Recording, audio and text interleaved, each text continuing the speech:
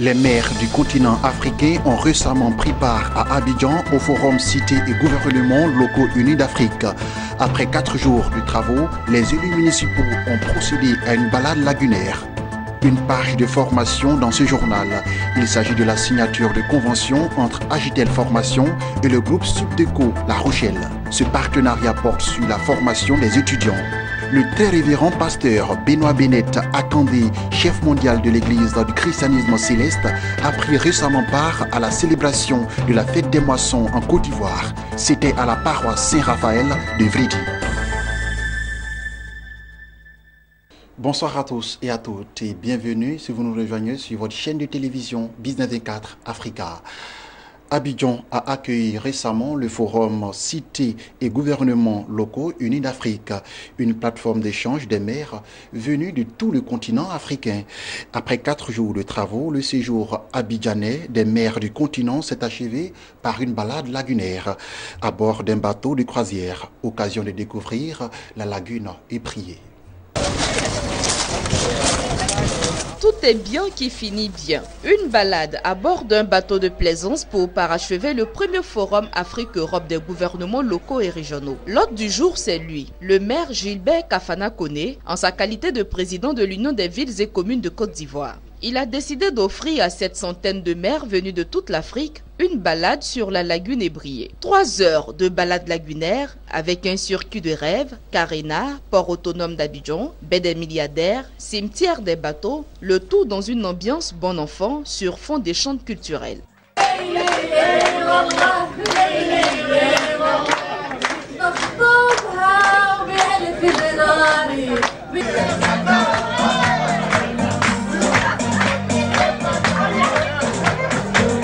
Déjà on voit tout ce qui est du côté continental, mais le côté lagunaire n'est pas perçu par ceux qui passent. Alors c'est une opportunité pour notre cité. Je viens à Abidjan depuis 30 ans. Je pense qu'il y a un plus avec ce nouveau transport lagunaire qui va, je pense, impulser le potentiel de la ville d'Abidjan, du district d'Abidjan. C'est énorme, vous ne pouvez pas le savoir, mais ce que cela recèle comme enseignement pour l'économie de demain, l'économie lagunaire, l'économie de la ville d'Abidjan, du district d'Abidjan, c'est quelque chose de fantastique. Je vous donne un exemple. Demain, on peut créer 10 gisants, ça ne suffira pas si on veut exploiter l'économie lagunaire. Prenez l'exemple sur la ville du Caire, prenez les bateaux-mouches sur la Seine à Paris, ce n'est rien de comparable par rapport à ce plan d'eau-là. J'étais surprise, je ne m'attendais pas à ce qu'on ait ça, donc c'est une bonne surprise. Nous pouvons développer le tourisme de sorte que nos visiteurs qui arrivent se sentent vraiment très à l'aise et puis apprécient le séjour dans la commune. Ce qu'on vient de voir au niveau d'Abidjan, je crois qu'il y a une très grande potentialité touristique qu'il faut exploiter et puis il faut faire découvrir surtout à la population parce qu'il y a beaucoup de gens qui ignorent toutes ces potentialités touristiques. Notons que le premier forum Afrique-Europe des gouvernements locaux et régionaux s'est tenu en marge du 5e sommet Union européenne-Union africaine. L'objectif était de redéfinir les orientations stratégiques du partenariat UAUE pour les années à venir.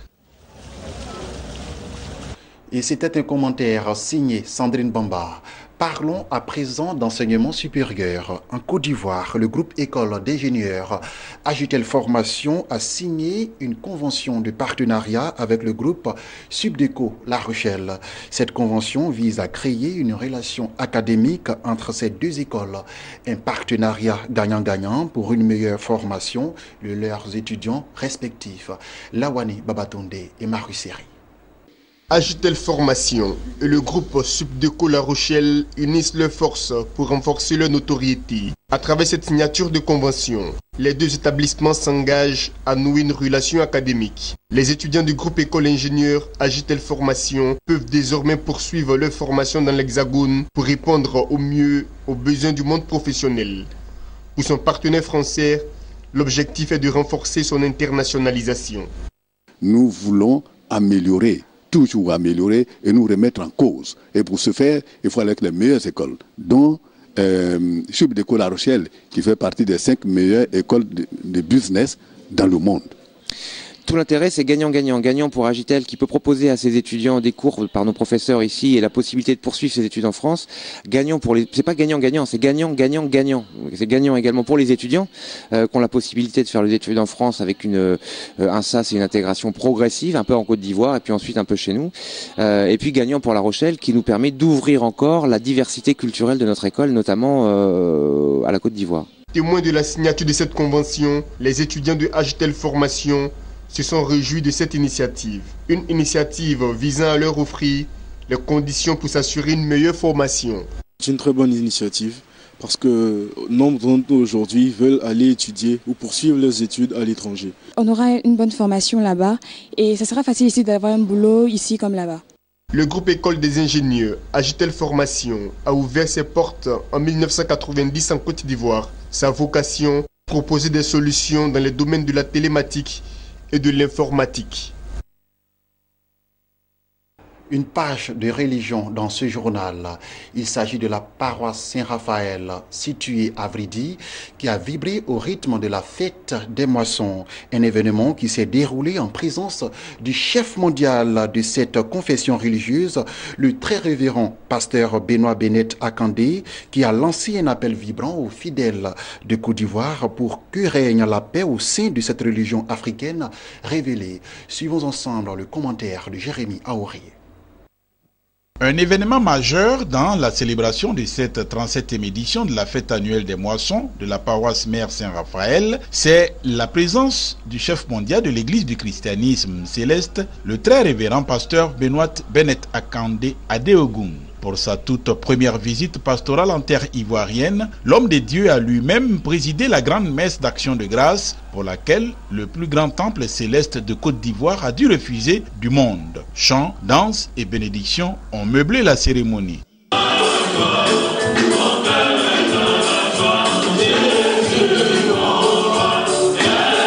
Dans son sermon, le chef mondial a prié pour l'unité des fidèles et pour la paix en Côte d'Ivoire, ajoutant que se dissocier de l'Assemblée des fils de Dieu, c'est faire partie de la classe des méchants, avant d'exprimer toute sa gratitude à tous ceux qui ont œuvré au succès de sa visite pastorale, au cours de laquelle il a donné l'onction à plusieurs dizaines de fidèles. L'autre temps fort de cette 37e édition de la fête des moissons a été la vente de charité, véritable plateforme pour les chrétiens célestes de s'offrir toutes sortes d'objets pieux ainsi que de l'eau et du sel.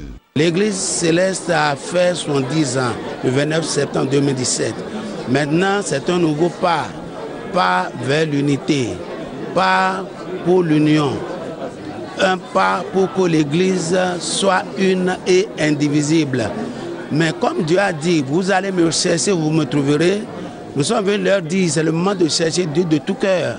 Comme il a exaucé les ans de l'ancien temps, il va nous exaucer. Et il a dit aussi aux enfants d'Israël, priez pour la paix, le bonheur du pays. Car c'est dans la paix du pays que vous avez la paix. Donc nous, christianistes célestes, aujourd'hui, dans cette belle ville, nous devons prier pour le pays.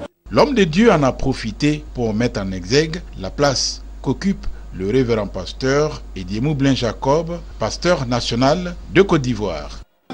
En ouvrant le livre de souvenirs pour avoir la mémoire, le chef mondial Adéogun, qui n'a jamais voyagé en Côte d'Ivoire, arrive.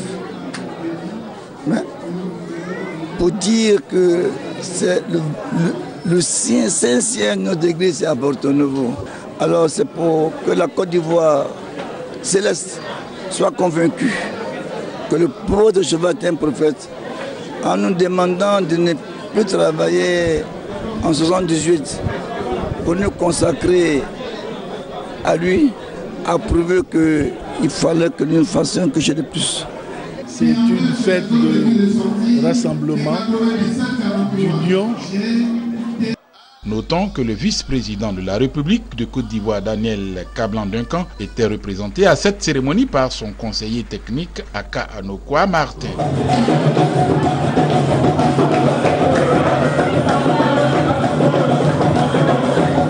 Et puis, rendons-nous maintenant au Kenya où les Africains n'auront plus besoin de visa pour se rendre dans ce pays. Lors de son investiture pour un second mandat, le président Uhuru Kenyatta a annoncé que les citoyens africains souhaitant se rendre au Kenya pourront désormais recevoir un visa à leur arrivée. Cette nouvelle orientation de Nairobi est destinée à booster les échanges commerciaux entre le pays d'Afrique de l'Est et le reste du continent. Aussi, facilitera-t-elle les voyages intercontinentaux. Le Kenya avait déjà l'une des procédures en ligne les plus simples pour obtenir des visas à court terme. Voilà, c'est la fin de ce temps d'information. J'ai été très ravi de vous l'avoir présenté. Excellente suite de programmes sur votre chaîne de télévision Business 24 Africa.